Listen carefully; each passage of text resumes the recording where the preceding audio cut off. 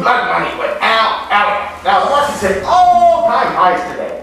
And Bitcoin had a bit of a sell-off, but bounced later in the day, and Apple is giving bonuses to most of its employees. Now, for more on the markets, we go over the chart.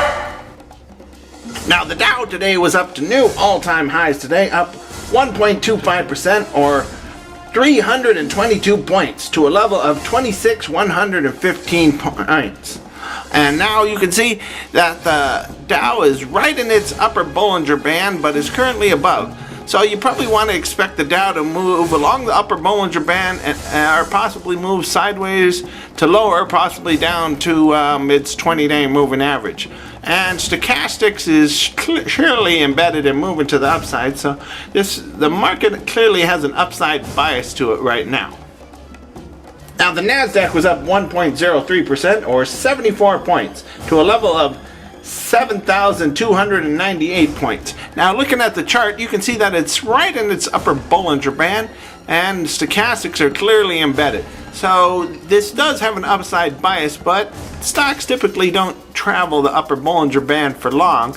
So expect this one to move sideways to lower, possibly around the 20-day moving average at some point in the future. But you still have to remember we do have an upside bias along the upper Bollinger Band. And the S&P was up 0.94% or 26 points to a level of 2,802. And looking at its chart, it's also right in its upper Bollinger Band, and stochastics is clearly embedded. Now, we clearly have an upside bias to the market, but stocks typically don't travel the upper Bollinger Band for long. So expect this one to keep going higher, but possibly move down to its 20-day moving average at some point in the future. Now, let's send things over to T2E2 to hear about what Bitcoin did today.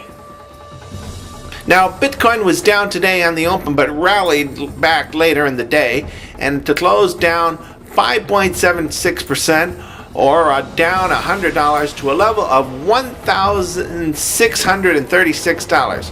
Now, when you go look at the long-term chart, you see back in December there was a sell-off down to its 100-day moving average, and this time it's right around the same level it was back in December, and it's also at its lower Bollinger Band. So this is normally a typical spot where it tends to bounce and start to move higher.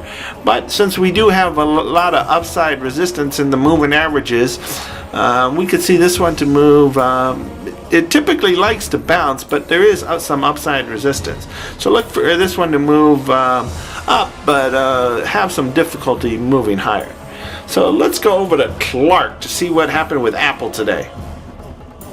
Now, Apple is giving $2,500 in restricted stock bonuses to 84,000 of its 123,000 employees in the coming months. Now, restricted stock gives value in a company, yet it vests over time.